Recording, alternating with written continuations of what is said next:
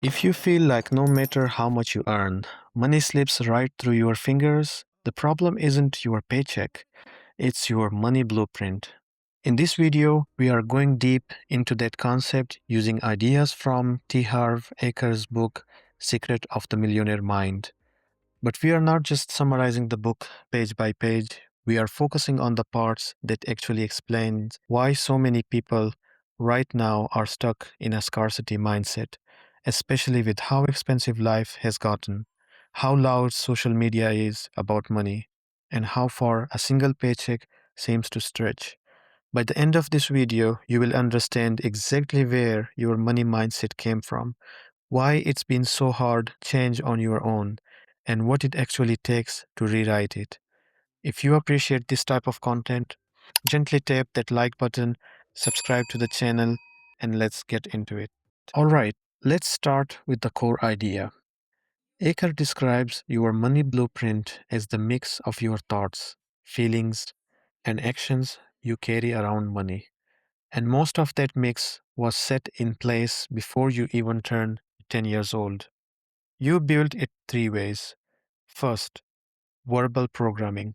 The things you literally heard about money growing up. Phrases like, money doesn't grow on trees, or rich people are greedy. Second, modeling. What you watched the adults around you actually do with money, whether that was careful saving, constant arguing over bills, or avoiding the topic completely. And third, specific incidents, individual moments that stuck with you emotionally, like watching your parents stress over rent or being told you couldn't have something because there wasn't enough money. None of that was your fault. You were a kid, absorbing your environment, not making conscious choices. But here's the problem. If nobody around you had a healthy relationship with money, you inherited a blueprint built for survival, not growth. And that blueprint runs quietly in the background of every financial decision you make as an adult. How much you charge for your work, how comfortable you feel negotiating a raise, whether you save consistently or spend the moment money hits your account. Now, here's a concept from the book that explains why this shows up financially. Even when you are doing everything right on paper, Aker compares your money blueprint to a thermostat. A thermostat is set to a certain temperature, and no matter what happens in the room, it works to bring things back to that setting. If it gets too hot, the AC kicks in. If it gets too cold, the heat turns on. Your financial thermostat works the same way. If your blueprint is set for a certain income level and you suddenly make more than that, whether from a bonus or a new job or a side hustle taking off, you will often find ways to spend it, lose it, or sabotage it until you are back at your usual set point. That's part of why you will sometimes hear about people who win the lottery and end up broke again just a few years later. The money itself was never the real problem. Their internal thermostat hadn't changed, so their financial reality snapped back to match it. This is also why simply earning more money doesn't automatically fix a scarcity mindset. If your thermostat is set low, a raise just means more money moving through the same leaky bucket. Akers puts it plainly. Your income can grow only to the extent that you do. In other words, the number in your bank account is downstream of what's happening in your head, not the other way around. Now, here's why all of this matters even more right now than it did when this book first came out. If you are in your 20s or 30s today, you are dealing with financial pressure that makes a scarcity blueprint even more costly. Rent and everyday living costs have climbed faster than most paychecks in a lot of cities. A large number of people are starting their adult lives already carrying debt. The average US student loan borrower owes about $38,000 before they have even started building wealth, putting them nearly $40,000 behind from day one. On top of that, a full time job doesn't guarantee financial stability the way it used to, And plenty of people are stitching together multiple income sources just to stay afloat. Picture someone working a stable job, doing everything they were told to do, and still feeling behind every single month. That's not a personal failure. That's the actual math a lot of people are living with right now. Then there's social media, which makes the mental side of money even harder.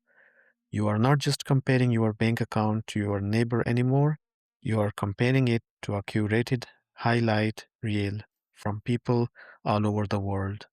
And you have no idea what's actually behind their lifestyle, debt included. That constant comparison usually pushes people in one of two directions: overspending to try to keep and look successful, or giving up on the idea of building wealth altogether because it feels impossible. Now, if your blueprint was already built around scarcity, all of this outside pressure just confirms that you already believed that money is hard to come by and never quite enough.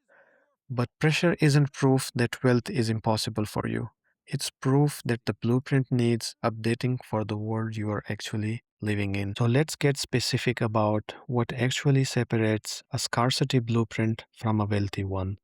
Because Aker lays out several thinking patterns in the book that are still incredibly relevant today. One is how each mindset relates to opportunity versus obstacles. A scarcity mindset tends to see a problem first, then maybe an opportunity if there is time and energy left over. A wealthy mindset trains itself to look for the opportunity first, even inside a real problem, because that's usually where the actual solution and the actual money is hiding. Another pattern is around responsibility. A scarcity mindset often looks outward when money goes wrong, blaming the economy, the job market, or bad luck.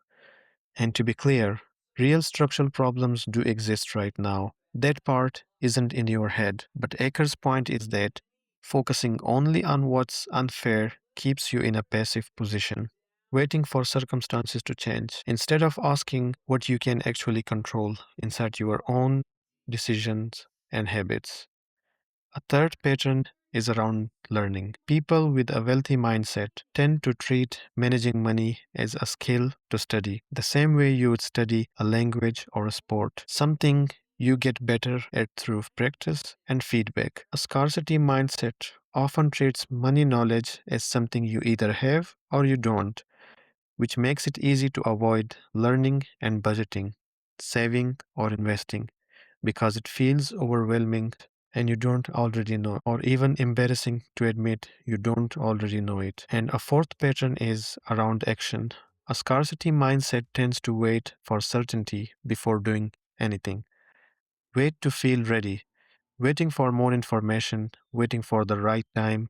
A wealthy mindset tends to act on imperfect information and adjust as it goes. Because waiting for perfect certainty around money usually just means waiting forever. None of these patterns make anyone a bad person, and you have probably got a mix of both depending on the day.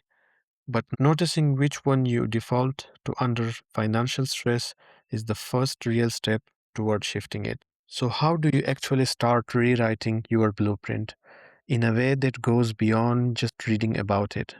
First, start naming your patterns out loud. Pay attention to what you catch yourself saying about money this week. Things like, I'm just bad with money, or there's never enough to go around. Those aren't facts, they are blueprint beliefs. And once you can name one, you can start questioning whether it's actually true or just familiar. Second, the book talks about using short declarations to interrupt old programming, statements you repeat that describes the person you are becoming with money, not the person you have always been. It can feel awkward or even a little silly at first, but repetition is genuinely how a belief gets rewired over time. The same way repeating a new phrase eventually makes a new language start to feel natural. Third, take one small action this week that directly contradicts your old blueprint. If you have always avoided checking your bank balance because it makes you anxious, check it today. If you have never saved consistently, put some money into savings this week. Even if it feels too small to matter, the goal isn't to fix your entire financial life in 7 days. It's to give your brain proof that a new pattern is possible, because that proof is what actually starts to move your thermostat. And finally, Acre systems also include a practical money management method, splitting your income across different categories like necessities, savings, and giving instead of letting it all one account with no plan. You don't need his exact percentage to start, you just need some kind of system, because a scarcity blueprint thrives on money having no clear job to do. Rewriting your blueprint isn't one-time fix you complete and move on from. It's something you will keep working on as your income grows and new fears or old habits try to creep back in. But every time you catch an old belief and choose a different action instead, and that's what actually compounds over time, way more than any single paycheck.